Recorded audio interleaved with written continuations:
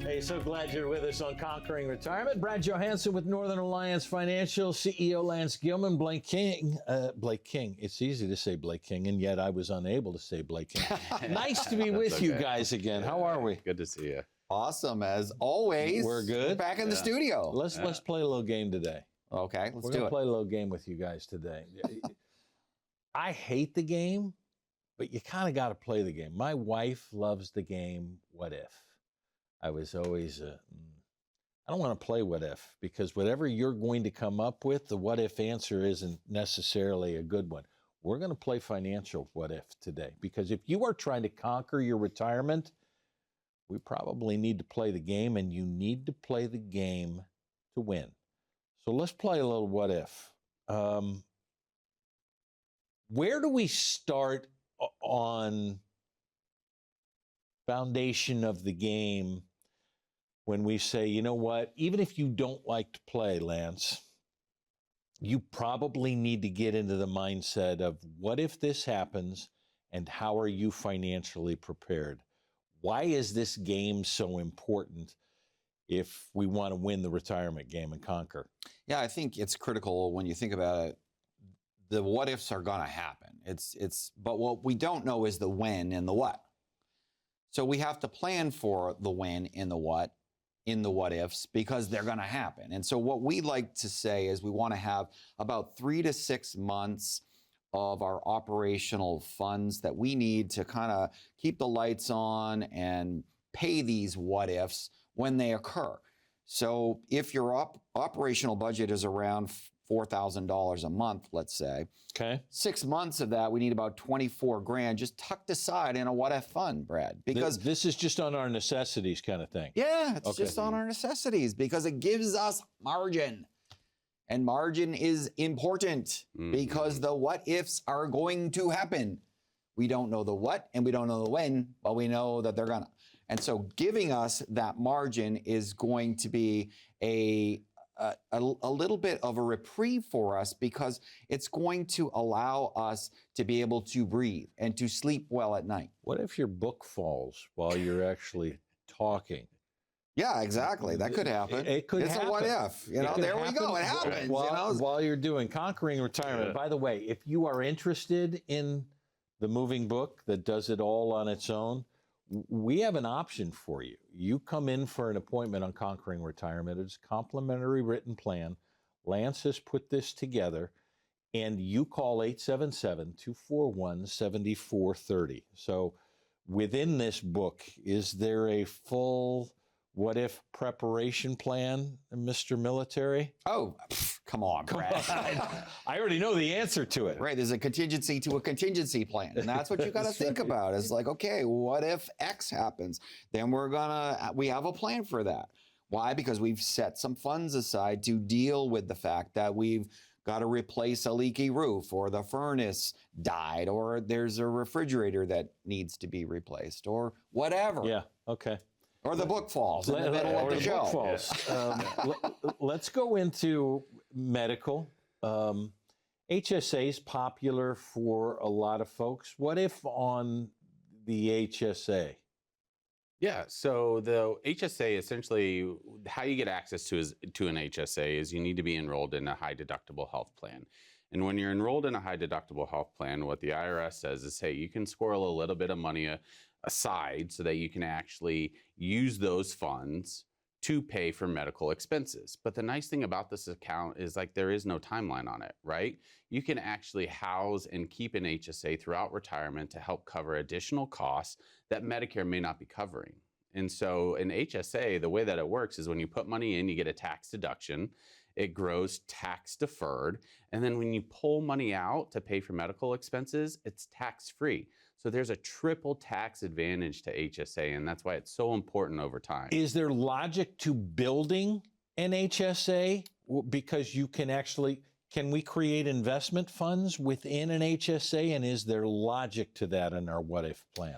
Yeah, there is logic to that. And typically how I like to structure clients' HSAs accounts is what we want to look at is what is your maximum out of pocket, whatever that number is. Let's just say it's 10 grand, but let's say your HSA is actually worth 20,000.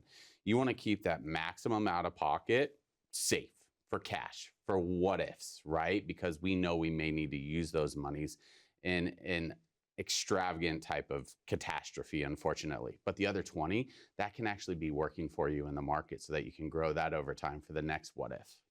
Is this rare that people actually know that? I mean, this may be a first time you've heard this about an HSA.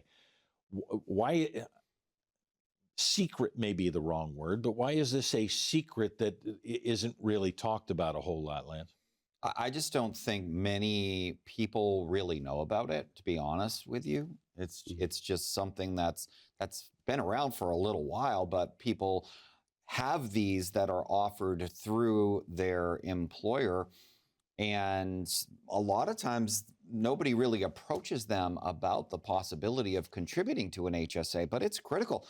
I've had clients, Brad, coming into the office that have been tucking maximums aside in their HSA as they're approaching retirement. Yeah. And so they may have $20,000, $30,000, $40,000 in these HSA funds. Remember, they're getting a tax break on this, and they can use them for medical purposes later in life when they need them. Because when they retire and they leave their employer, they're going to be able to port those benefits with them and spend them however they need to. And one of the factors, the what if factors that we don't really know, is the cost of medical over time.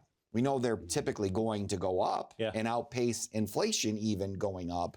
So tucking money in a HSA account where you know you're going to spend that money over time and get a tax break, it's huge. Yeah, it's interesting. I think for a lot of folks, this is probably an eye-opening one. Let's go to long-term care on this while we're staying on medical. I apologize, folks, but 7 out of 10 of you who are 65 or older are going to need some form of long-term care. It's just the way the world is working right now. Once you get to 85, it's going to be 9 out of 10 of you. And yet, we have about 7% of Americans who have long-term care insurance. Now, I get it. Long-term care insurance, at least the ones that for a lot of you boomers, long-term care insurance stinks. I used to pay into it. If I didn't use it, they got my money. It was stupid. Long-term care insurance is different now, right?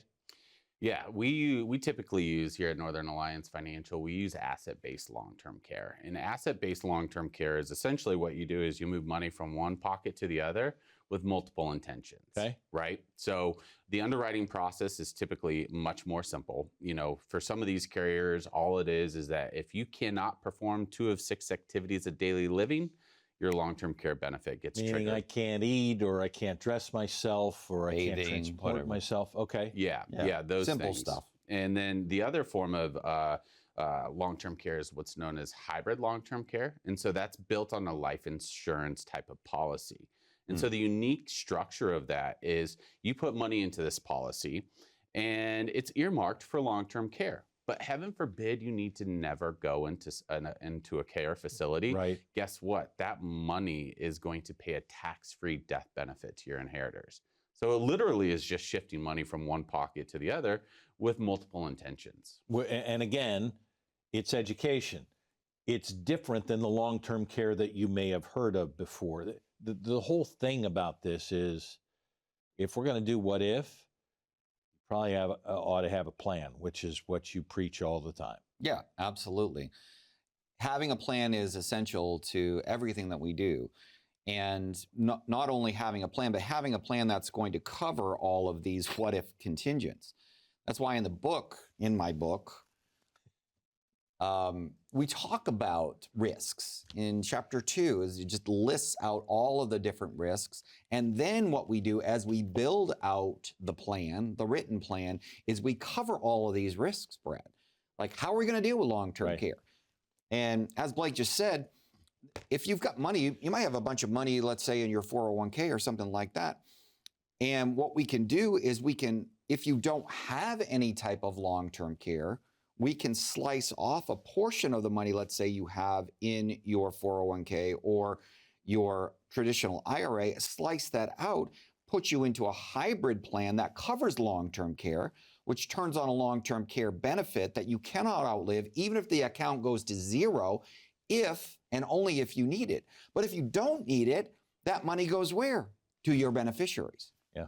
Game changer. It is a game changer. And if you like a game changer, and don't we all, and you may want a copy of the book, this covers all of the risks that you have. So what if you don't have a plan and then suddenly something changes?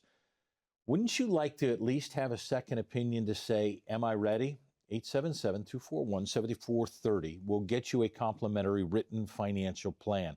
And the time is now. Why are you waiting? Because a lot of you have watched for a long time. 877-241-7430. The time is now. What if we have more for you? We do, when Conquering Retirement returns. Our team at Northern Alliance is very diverse in terms of the services that we offer. We do take a team-based approach. We carry multiple licenses so that clients can do everything within the Northern Alliance financial team. If it has anything to do with retirement, that's what we specialize in. Budget planning, tax considerations, Social Security strategies, risk management, long-term care, Medicare, health planning, as well as legal and estate planning. We really are a one-stop shop. There's Lance, Gilman, Peter Hansen, Jeremy Barnard, myself. We do have a staff that is great. In Maine, we have multiple locations to cover the vast array of the state. You know, you can come in and have a conversation in person. And a lot of people are looking for these days. Things after COVID have changed to more Zoom, phone call sort of things. And we'll do those things, but we appreciate and would rather have you come in person and have a conversation face to face like this. We're pretty approachable, and we're going to listen to you. We're going to try to determine what your needs, your aspirations, those goals are, and then we're going to do everything that we possibly can to help you meet those goals. It's lighthearted, it's carefree. We laugh like crazy. An atmosphere that I don't think is common in a lot of other practices. We were talking about how well the team is bonding together, how similarly we all think in that what we do, we want to actually make a difference. Average, everyday people helping average, everyday people. You know, we truly do put the client first. Our mantra has been, when you take care of people, people take care of you.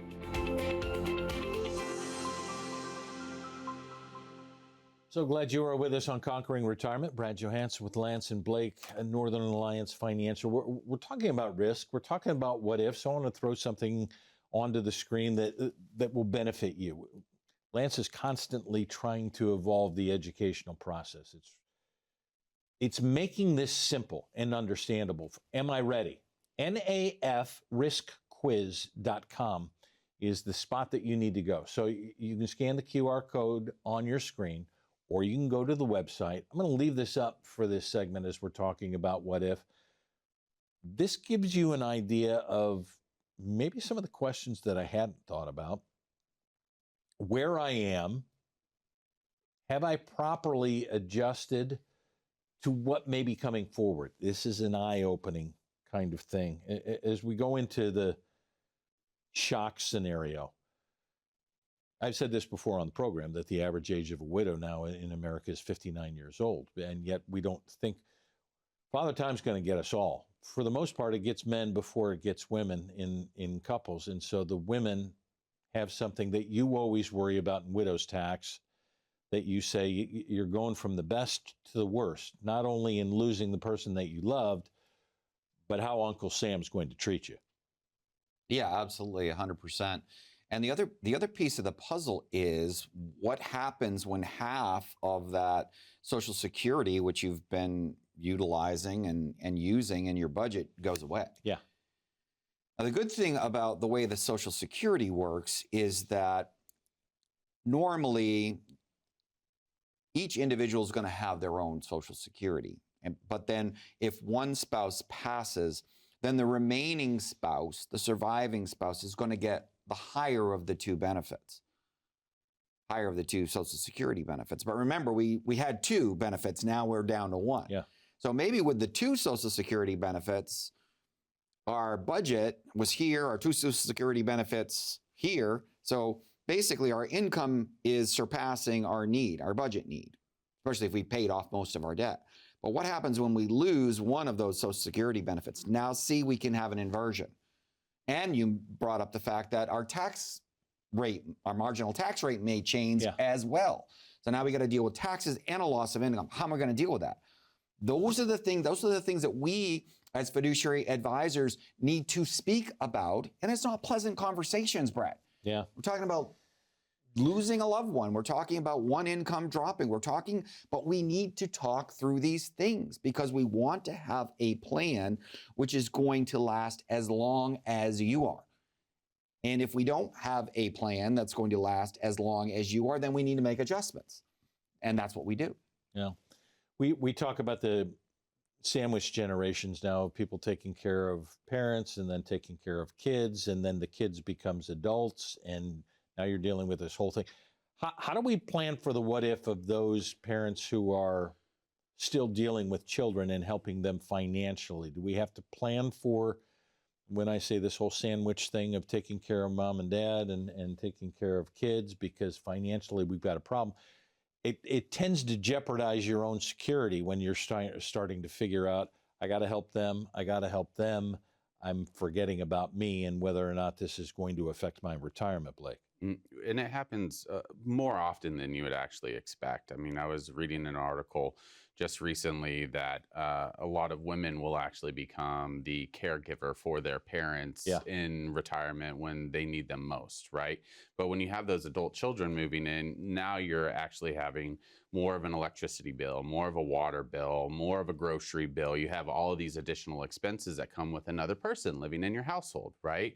And so the thing is we need to be cognizant of that in our planning process, because we need that liquidity and we need that growth to be able to stay adequate enough to be able to fund those additional expenses throughout life. And so if it's even on the precipice of a child potentially moving into the house or you needing to move in with your parents, is there a strategy that we can implement where, hey, maybe your mother sells her house and then moves in with you, and then you take the lump sum proceeds from the sale of your parents' house and you use that for additional cash flow, or you create a recurring cash flow out of those proceeds to help fund the additional expenses for your day-to-day living. So there are all different types of strategies that we actually walk through with our clients.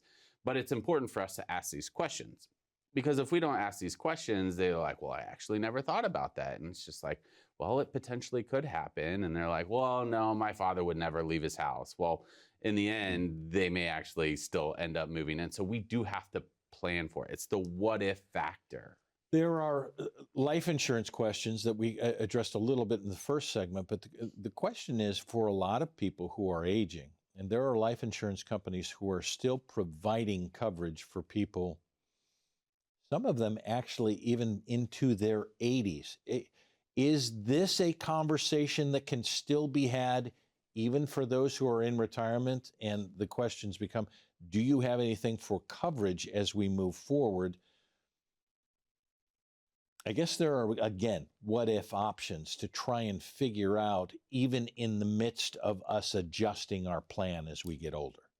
Yeah, I think so. The other thing that's interesting about life insurance is if you've got a whole life insurance policy, a lot of people don't realize this, you can actually borrow money off of that whole life insurance policy and still keep that policy essentially intact. And it's essentially the way that works is you borrow the money. You're borrowing the money from yourself, and then you could do something like help your kids pay for a down payment on a home or something like that. See, people do that all the time.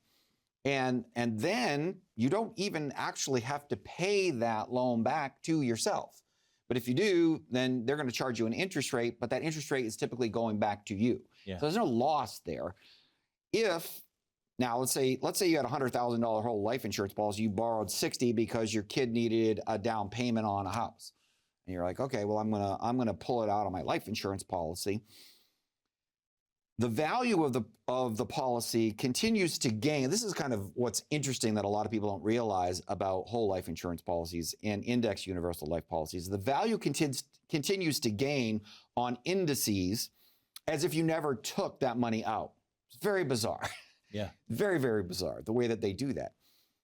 And if you pass, then obviously they're going to take whatever you withdrew from that policy out of the benefit. So you had $100,000, you took 60 out, then your beneficiary is only going to get 40,000. That remains. But you could pay it back if you wanted to, but you don't have to. So that's one way to do it if you want to help your kids. I don't typically encourage our clients to become the bank. I don't typically do that. Had a situation in the office where, similar situation where the child wanted some money, went to their parents, said, I need some money for this down payment on the house. They wanted to take money because they didn't have a whole life insurance policy or an index universal life policy to borrow from. They wanted to take money out of qualified plan. Yeah. Qualified plan is pre-tax money, right? So what happens with if you take money out of a qualified plan, it starts a clock, a 60-day clock. So let's say you got to take, I don't know, $60,000, $80,000 out of that. And you say, that's what I want to do. Now we're going to let you know that if you don't pay that money back in 60 days, it's like a 60-day rollover, then you are going to have a taxable event for $60,000 or $80,000. Yeah. In addition to whatever other income you have, which could bump you into 2 or 3 brackets higher than what you're paying right now. Yeah. The idea was that, okay, the market's pretty hot. I don't think it's going to be a problem. Selling their house, getting the new place, and then everything will be hunky-dory. Well, guess what? There's no guarantees. What It's if? the what if factor. Mm-hmm. What if the house doesn't sell, right? And now you took out $60,000, $80,000. Unless you can get that back into that account within 60 days, you've got a taxable event. You have risk, which is why you need a plan. So nafriskquiz.com, scan the QR code here, go to the website, and then you probably need to make a phone call to 877-241-7430 to get a complimentary written financial plan. What if is not necessarily fun, but understanding that you do have a plan for the what ifs can bring calm. 877-241-7430. We got more to cover. We'll be back after this. When markets are up, risk feels great. When they're down, it's terrifying. That's why understanding your risk tolerance before the next major market swing is so important. Our risk quiz is a quick and easy way to find out if your portfolio truly fits your comfort level and your retirement goals. Most people have no idea how much risk they're taking until it's too late. Are you more conservative than your portfolio or taking on too little risk to grow your savings? This quiz actually walks you through a few simple steps and questions, giving you a risk score that you can compare with your current investments. It's one of the smartest steps that you can take to bring clarity and confidence to your retirement strategy. Scan the QR code below to take your free risk quiz today. And we will leave that back up on the screen. It is the nafriskquiz.com as we're talking about what if. And we get to the what if of what legislative risk is, because the government likes to change the rules whenever they want to. Let's get into RMDs. We don't have a whole lot of time, but people are going, well, what are you talking about? Required minimum distributions that the government started at 70.5 and moved to 72 and moved to 73, which is where it is now, but it's moving to 75, and we anticipate it will move again at some point because it doesn't necessarily benefit you. It benefits the government, which is why the rules change. Tell me why we need to what if plan, because there are a lot of advisors who are having people in their 60s retiring, and they say, well, what do I need to do about planning for my RMDs? And they say, you got 10 years to wait for that. It's not what you do. It's putting together a plan with the runway that you have, trying to figure out how we use the time that we have before RMDs start, right? Yeah, so the interesting thing about required minimum distributions is they changed the rules, as Brad said. First you had to start taking your required distributions at 70 and a half, which is a weird thing. Like people know when they turn 70 and they don't know what their birthday is, but when they are half-year-old, I mean that's like when you're like 3 or something. I'm 3 and a half. Yeah. So whoever dreamed that up, whatever. But then they moved it in the Secure Act Part 1, they moved it to 72, and now it's at 73. The point is, if you've got a bunch of money, and a lot of people do, let's say you've saved 15, 20, 25, 30 years, and you've got a bunch of money in this qualified pre-tax bucket. What the government is saying is at 73, you have to start withdrawing that. But, Brad, it doesn't mean we need to wait until 73 to start doing something with that money. Maybe if we're 60, we start taking money out of that big gorilla and doing some Roth conversions while we have time. So what we'll typically do is we'll say, okay, how much money can we take out of this IRA or this 401k and still maintain us within the same marginal tax bracket? So we're not going to be changing marginal tax breaks at all. When you do a conversion, you have to pay taxes on whatever you're converting in that year. But what we're doing, Brad, is we're increasing this tax never bucket in the Roth while we're decreasing this gorilla in the room, which we're going to have to deal with at 73. Yeah. And so obviously the strategy becomes, let's work on time. Time's the greatest asset you have. If we have manageable time, we can create a better strategy within the plan of this, Blake? You can, and I actually do it quite a bit with a lot of clients who have amassed a big wealth and they live very low within their means. They're like, hey, I don't need this money, right? Like, and so I'm like, okay, I know you don't need it, but what if we start taking distributions now so that at 73, you don't have to pull out 6 figures, right? And then with those distributions, what you can do is reinvest that into a general brokerage account. And that general brokerage account also provides freedom and flexibility from a taxation standpoint, because you may not want the money, you may not want it in your checking account, but you want it to continue working for you. And that's why you take the money out now, put it in a regular investment account, and now you have two buckets of money that you can pull from. It is the idea of now you need to start telling your money what to do. But there are strategies that people at Northern Alliance Financial have been dealing with for decades. Don't you want some help when the rules are always changing? Go to theriskquiz.com, and then you're going to want to make a call. Let's get you in for a complimentary written financial plan. It costs you absolutely nothing, but it gives you great peace of mind at 877-241-7430. What if something changes? Are you ready? Do you have a plan in place? Let's help you do that. Call the number. Thanks for spending time with us here. See you in the office. Get you straight. Be back here next time on Conquering Retirement.